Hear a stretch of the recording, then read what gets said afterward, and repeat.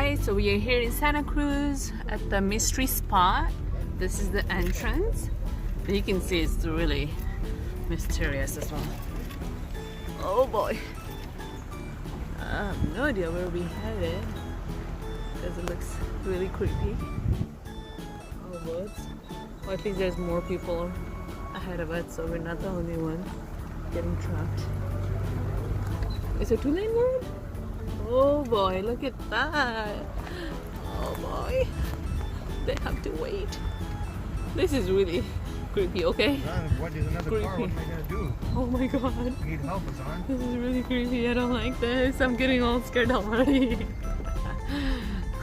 Look at this creepy road. Look at this. Don't worry, there's more people here. Whoa! The car almost fell down. Oh, don't tell me that. The car almost slipped. Oi. Oi. Okay. Oi.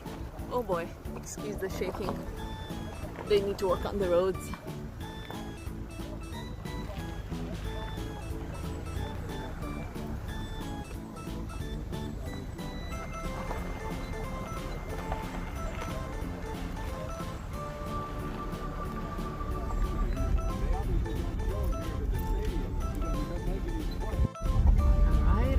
Here. Okay, at least the road is better now. Not as creepy anymore. Keep right, it says. So I guess we'll keep right. It's a mystery spot. But why are people parked there? What is that for? Oh, probably. Smarty. Okay. The entrance is more cool than so far. Going inside. Oh, go there. Okay. Oh, thank you, sir. Thank you. Mystery spot, canteen. Okay. I'm gonna follow you. I'm gonna follow you. You're the leader.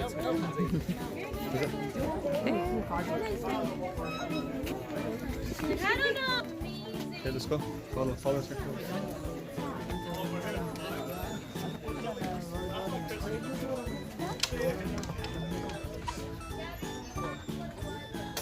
I've got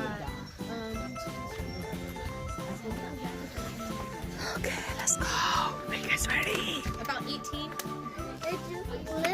Yeah, 1939, there was a man named George Prather who wanted to buy this plot of land over here to build a summer home for him and his wife. Unfortunately, the lumber company that owned the land at the time told him he would also have to buy this hillside up here. So Mr. Prather wasn't sure what to do because that's 2 times the amount of land, so 2 times the amount of money. It's expensive, right? But after a bit of debate, he decided this would actually be a better place to build his home, and he ended up buying both plots of land. But of course, it wasn't until after the transaction was made that the lumber company told him anything he would try to build on this hillside up here would eventually slide down. So now Mr. Prather was a little upset because he bought the land and everything, right? But he decided to send a team of surveyors up there to see if he really couldn't build anything up there. But they found a couple of strange things instead.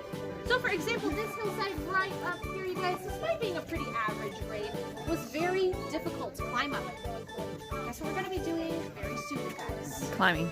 Climbing up that hill. Yeah, get pumped. It's going to suck, so.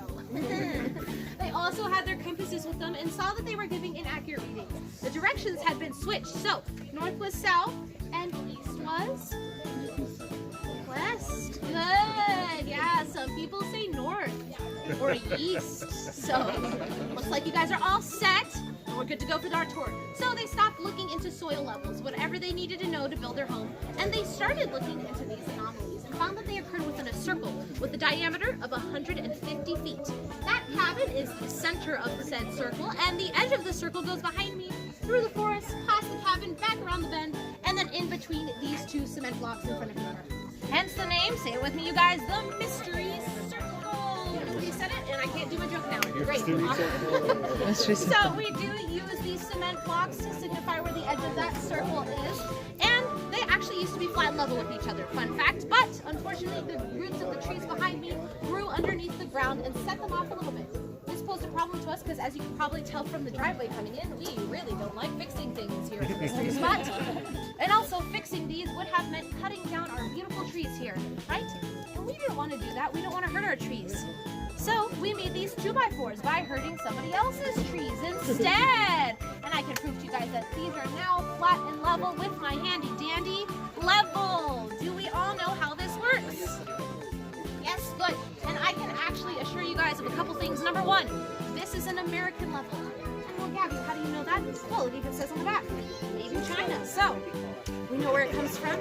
And we also know, facto number two, it has not been tampered with it. So, as you can see, the bubble in the middle is still moving. I haven't frozen it to make it look like it's centered, and it also hasn't been tapered. Now, tapering is when you shave off one side or another to make a surface look like it's flat, when it's really not. But if you will see, if I set it down on this plank here, the bubble is in the center. And if you want to come and take a closer look, I don't mind. I don't care how much you paid me. You've only known me a couple minutes, so you shouldn't trust me. Right, kids? Right, yeah. And I can show it hasn't been tapered, because if I flip it over, you will see the bubble is still in the middle. Yeah. So that means we have got one flat and level board. And what is better than one flat and level board? Two flat and level boards. Thank you guys so much for coming. It was great having you. You'll see my posture is straight and tall, right? But if I move into the mystery spot, you might see a bit of a difference. So, anybody notice anything in the way I'm standing?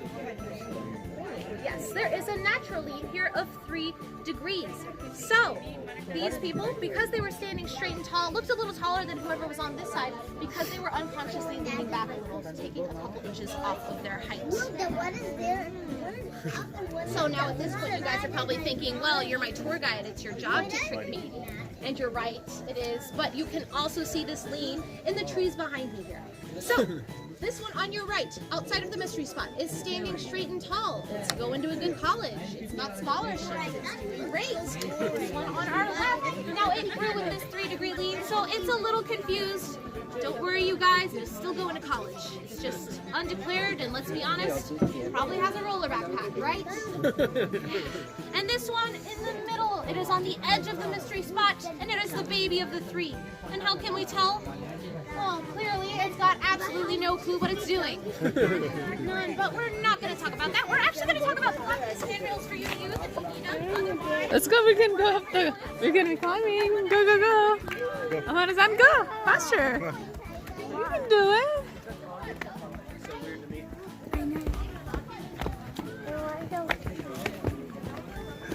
Okay. Keep going. Keep going. Amanda-san, this way.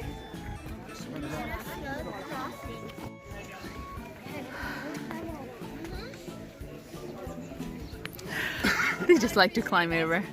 Mainly sycamores and redwoods. Alright, let's go inside. Wait, careful. Okay, let's see what's in there. Oh my god.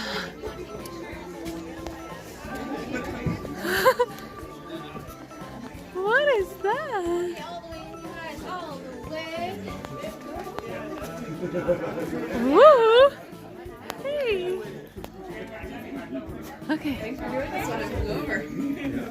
we got everybody? Good, you guys Look can at come on that. in. Let's make sure we've got everybody.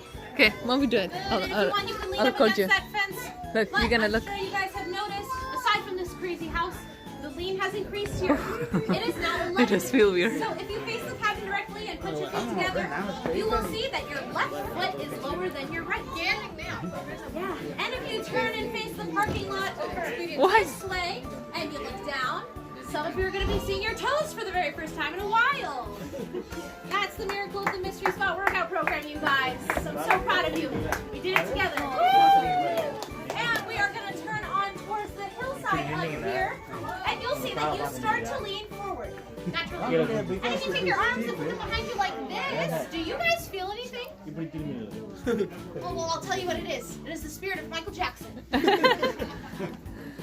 I know, all my jokes are a thriller, and if you don't agree with me, you can just beat it.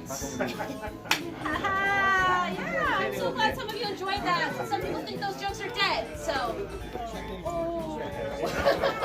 But we are actually going to talk about the cabin now, because Mr. Prather didn't build it here. He actually built it 20 feet up the hill, but after a storm in 1940, it slid down here. Now, why did it stop?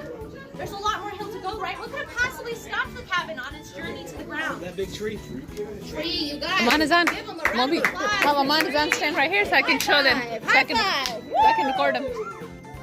That is incorrect. But yes. Just remember, you guys, who did Mr. Prather buy the land from? Amanazan, stand right here. I'm gonna show you how you look like. Stand right there. You look different. No, take a picture. Make lumber by chopping down trees. It's okay.